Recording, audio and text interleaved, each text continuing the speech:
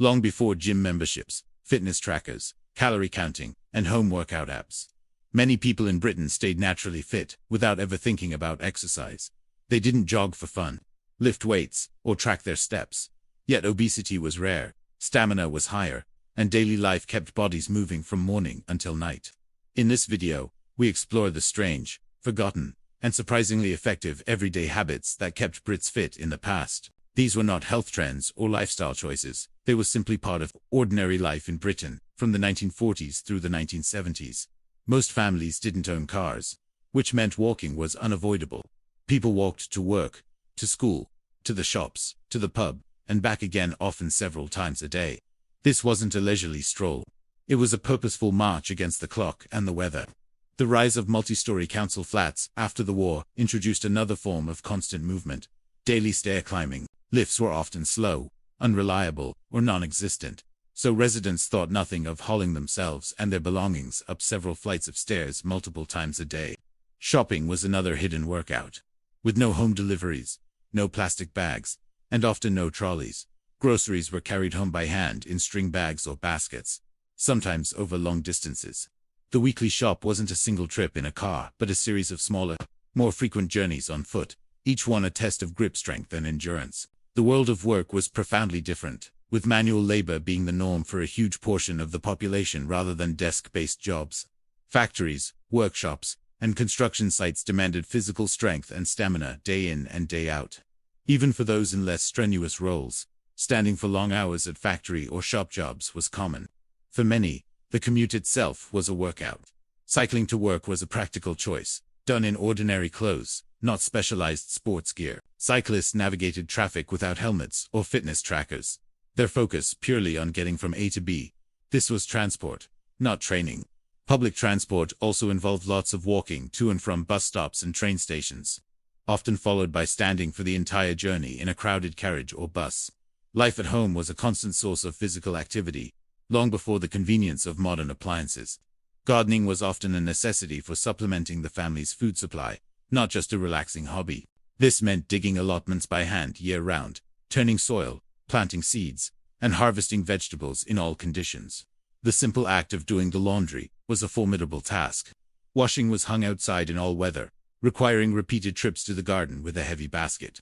Before that, carpets and rugs were hauled outdoors and beaten by hand to remove dust and dirt, a vigorous activity that worked the entire upper body. Housework alone burned huge amounts of energy. Floors were scrubbed on hands and knees with a bucket and brush, a far more demanding chore than gliding a vacuum cleaner across the room.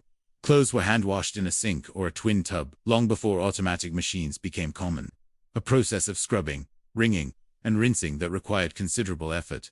Keeping the home warm was another manual chore. Many homes relied on coal fires for heating, which meant carrying heavy bags or buckets of coal indoors from an outhouse or cellar. In more rural areas, this involved chopping wood for fires and stoves, a physically demanding task that kept people moving, especially during the colder months. Cold homes themselves encouraged movement to stay warm. Sitting still for too long simply wasn't a comfortable option. Furthermore, people were far more self-reliant. Doing household repairs themselves was standard practice. Instead of calling a professional, men and women would tackle everything from plumbing to decorating, often using manual tools that required far more physical exertion than their modern electric counterparts.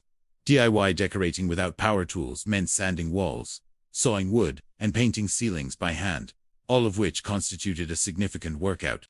Childhood was an entirely different experience, lived almost exclusively outdoors. Children were walked to school every day by their parents, a routine that ensured both generations started the day with a walk. After school, kids would play outdoors until dark with no supervision. Their worlds defined by parks, streets, and fields, not screens. Classic games like skipping ropes and hopscotch were staples of every playground and pavement, providing hours of cardiovascular exercise disguised as fun. Football was played in the street with jumpers for goalposts, a spontaneous and energetic pastime that went on for hours. There were no video games to keep them indoors. Boredom was cured by running, climbing, and exploring. Even simple family life involved more physical effort. For instance, parents routinely had to carry prams and pushchairs up and down flights of stairs in apartment buildings or on public transport, a daily feat of strength. The British diet was also fundamentally different, built around structure, simplicity, and scarcity. Portion sizes at mealtimes were smaller and more modest, a legacy of rationing and a culture of making do. The vast majority of families ate home-cooked meals made from scratch, using fresh, seasonal ingredients. There was limited access to the sugary snacks and fizzy drinks that are ubiquitous today.